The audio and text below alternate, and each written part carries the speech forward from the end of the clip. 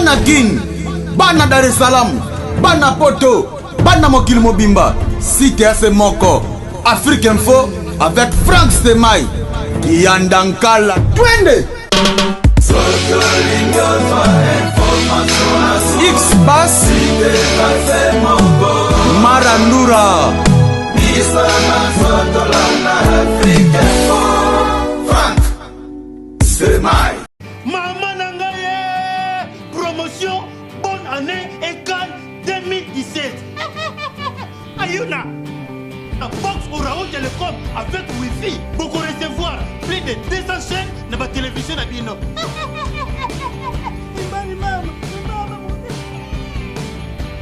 Bobo Zerake, Tozana ma chaîne, Lokola, Kimbangu TV, 1 et 2, Tozana, Siloé, Y'a Pasteur, Moïse Mbié, Tozana chaîne, Lokola, La Foi, TV de vie, Chemin de l'éternel, Espoir TV, ma série, Novelas, pour ma maman, mais il est pas cicaté, jeunesse, pour l'éducation Yabana, Bisoba, Tolela Sport, ma chaîne est belée, il y a sport, et surtout, il y a Liga, pour la Bisoba, Tolula, ma match. Pour la Bisoba, Brazzaville, on est devant la Brazzavillois, Télé Congo, DLTV, MC, il y a Pointe Noire, on a vu de la TV, il y a Pause, vu de la TV, il y a Faux, vu de la TV, il y a Wang, vu de la TV, il y a Wangela. Promotion, bonne année et Cannes 2017. Ayuna, Orao Télécom avec Wi-Fi, leader Yaba Box. Bon, c'est bien notre question. C'est une question. Tout le monde est allé pour papa Misali. Lui, papa est bien au Sala, pour le Mboka Mikili, ou à Kinshasa. Ils allaient sponsoriser le gouvernement de Mboka au Congo. Et en même temps, vous avez un salaire, vous avez ça comme un chop-chop.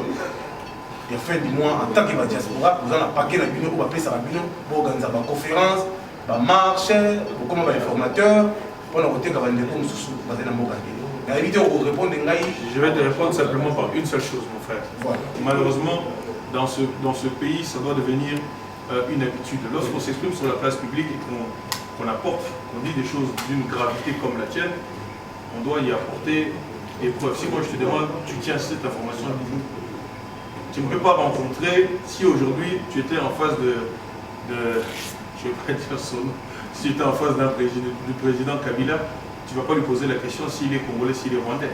Pourtant, il y a une rumeur qui le dit, tu ne le feras jamais.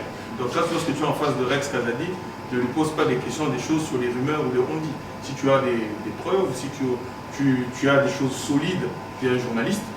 Donc lorsqu'un journaliste pose des questions, il doit poser des questions sur une base solide, pas sur des rumeurs. Merci à vous, merci d'être venu. Merci beaucoup. Pour ceux qui veulent le texte, Mesdames et messieurs, merci de votre fidélité sur votre site www.afriqueinfo.net. Nous voici dans l'enceinte de cet hôtel, rien que pour assister dans cette conférence qui est organisée par nos amis de la diaspora. Ici, nous sommes avec M. Rex Kazadi, avec qui nous allons discuter un peu. Bonjour, M. Rex. Bonjour. Mingi mingi eza likambo ya mboka yango tomoni bosangisi bana mboka. Alors M. Rex yebisa biso nanu, est-ce que vraiment bino bondimi ba accord il y a 31 décembre na motema moko? Tondimi ngo na motema moko. Moko. Aussi longtemps bazolo bake structure au babengi Senko n'a pas une nature vraie juridique, ça n'a pas une nature juridique, c'est-à-dire le président Kabila a signé ordonnance mon côté pour na elokwana a sengaki juste kaka basango ba trouver solution et puis ba pesa e compte rendu mais basango ba convoquer dialogue mususu. Vous trouvez vraiment assurance na kati ya bakoro. Texte eza bien, accord eza malamu, majorité ba signé, opposition ba signé. Et là, quand on a des applications, il faut que tu appliquer accord wana. Ceux qui ont appliqué accord wana, au moment que kimia est koko tanamboka. Ceux qui accord wana te, mais peut-être même guerre ezala qui na kachamboka na biso.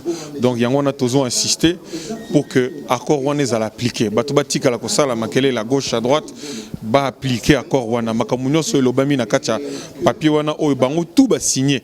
Sans réserve. Bon, tout va signer sans réserve, il faut ce qu'on va appliquer.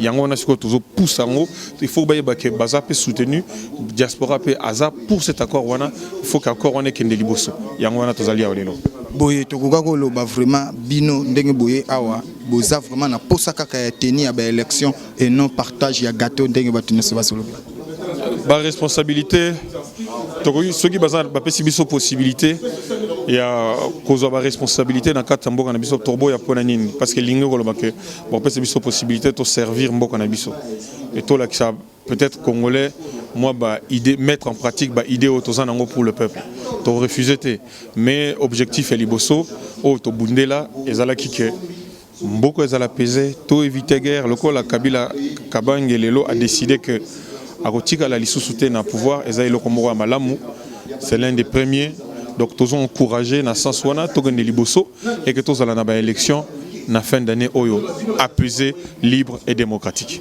Dernière question, M. Rex. Bataille na bino déjà Bundengo lobby a réussi, mais en fait, problème c'est qu'il y a terrain. Le système géopolitique de notre pays se base par les noms et non sur les idées.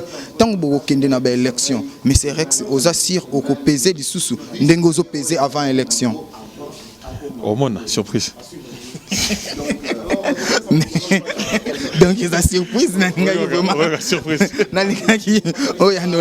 vraiment pour surprise c'est bien mais les lobby combat oui ils ont réussi parce que élection est aux à la tenue mais en fait oyo to bengi réussite il y a scrutin est-ce qu'il y a terrain boko kako sala vraiment bataille wana na terrain bolonga bandeko oyo baza awa na maponami papa surprise oyo zoloba biso toza awa pona kobunda na mutu te makambo kobunda eza makambo ya bato bazalaka libanda soki na ba convoyeur ya biso toza awa eza diaspora toza big stylo na papier pona makambo ya akoro oyo ebimi biso pe toye kotia na biso po makambo gouvernement esalema biso pe soki place na biso ezali tokota masolo tokende na ba élection oyo élection wana oyo président na biso ya lelo akozala te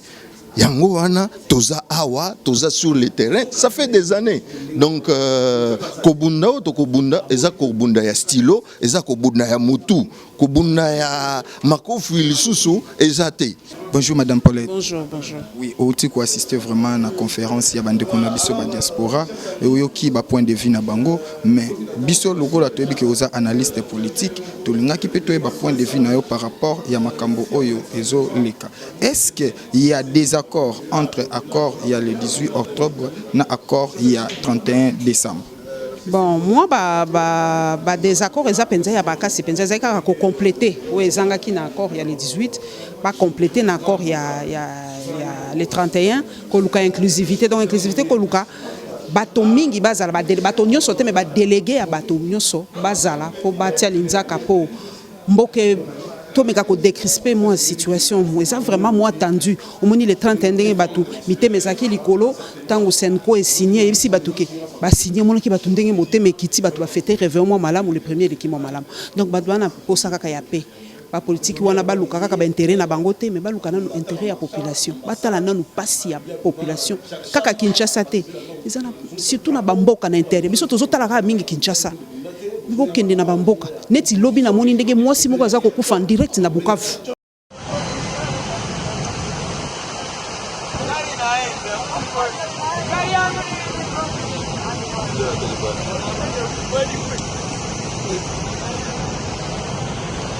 Yo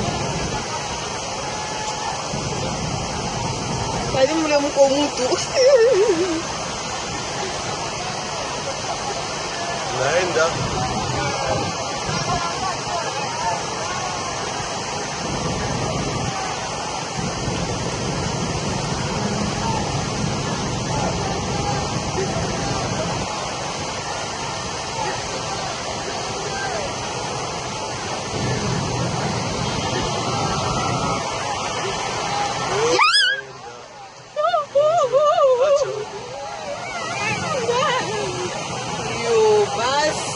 Sangewakisha Inawako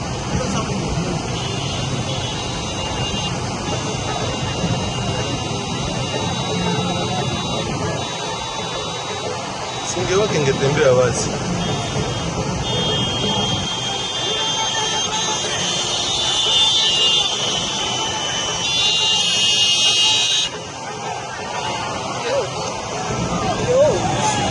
Ambio la toke pale. Hiyo inaenda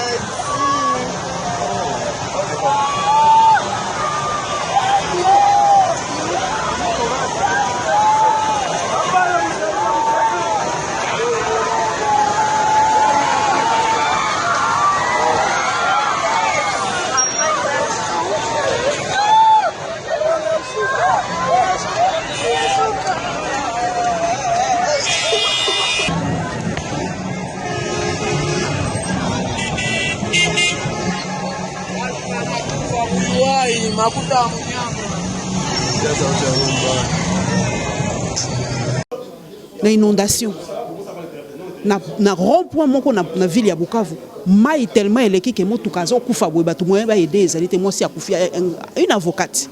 Donc pas ces alliés partout. Social à congolais à kobeba, économie à kobeba. Biso juste comme kaka politique. Tout qui peine dans l'économie, tout qui peine dans le social. Mais les tout vont de pair. Soit les politiques paient à malamoté, l'économie paie cause à malamoté, social paie cause à malamoté. Donc bah c'est la biso politique qui est toko, économie n'a pas social et collab. Madame Paulette, ezana moi eloko moko ezopesa moi passi. Accord il y a 18 octobre, ezaki ordonnance signée par le président de la République. Mais oyo ya 5 ans tozoye ba vraiment nature juridique nangote parce que 5 ans eza institution mon côté namboka na biso. Tokukai kolobanini. Pour le président de la République Joseph Kabila Kabange asengaki na 5 ans ba landela makambo yango mais ba convoquer te.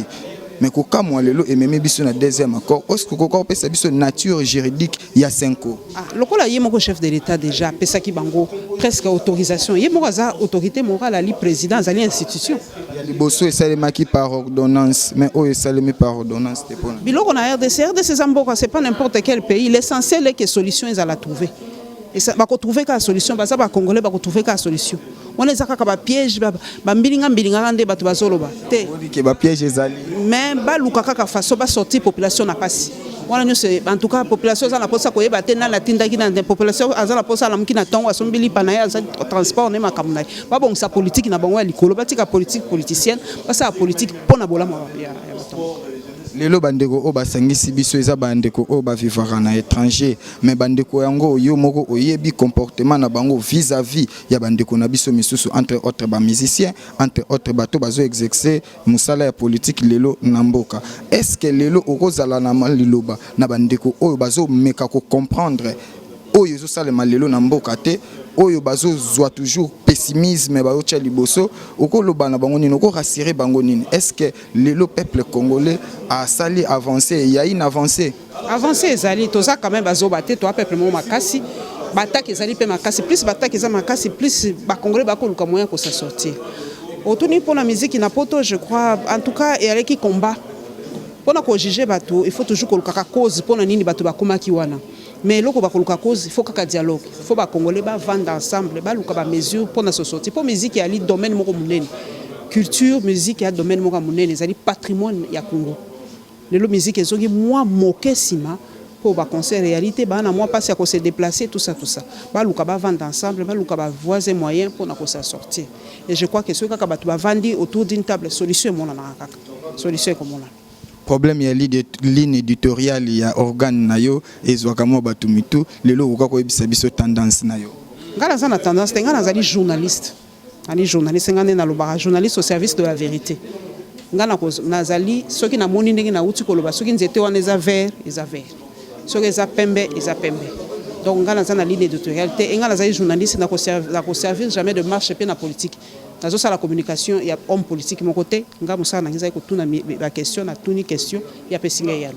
Point barre. Message particulier à l'endroit de tous les Congolais qui te suivent de partout. En tout cas, to lingamboka. Ça souci nanga liboso, soyons nationalistes, aimons le pays. Mutu na mutu place azali a contribué na édifice que la RDC. Bato nyos bako koma ministre té, banos bako za chef de l'état té, banos bako za la journaliste té, banos bako mutu na mutu place azalia sa mosale ne malam, c'est une recommandation divine. Tout ce que vous le faites, faites-les bien. Nga musala nga journalisme na l'élan fort. On a ça comme ça avec passion, avec courage, nyos parce que les amis salonga na linga et puis je crois que j'apporte ma pierre na ko éveiller conscience ya ba congolais. Et je crois que c'est beaucoup aussi. Merci, merci madame. Mesdames et messieurs, nous voici au terme de notre conférence. Vous qui aimez votre site www.afriqueinfo, restez toujours scotchés et cimentés sur votre site. Bolandi, point de vue, il y a bandeko analyste politique. Bolandi, point de vue, il y a bandeko nyonso ba conférencier, entre autres Res Kazadi, na bandeko mususu, pour comprendre vraiment combat ou lutte oyo ya bandeko na biso ba diaspora baza na yango. Mais que cela ne tienne, ils ont toujours respect ya constitution ou soit mise en œuvre ya ba accord. Donc bandeko balandi bino moko bosomo na musala oyo ezosalema na mboka, c'est-à-dire il y a une avancée par rapport ya makambo oyo bino boyebi ezo tungisa mboka. Donc bobanga te bana mboka bazo trouver ba solution, bana mboka bazo trouver les voies et moyens pour tobima na moi crise oyo tozayaki nango. Tokore ku tokoloba crise te parce que lelo oyo bino moko bomoni ba arrangement ndenge ezosalema de part et d'autre. Merci vraiment na bino nyoso bomesana kolanda biso na Afrique Info. Merci vraiment na bino ba internautes nyonso to tikibino nanzela ya Afrique Info. Beau continuer toujours kolanda biso et surtout vos abonnements et vos salabiso bien, ça marche. Bana King, Bana Dar es Salaam, Bana Poto, Bana Mokil Mobimba, Site Ase Moko, Afrique Info avec Frank Stemai, Kiandankala, Twende. X-Bass, Marandura, Frank Stemai.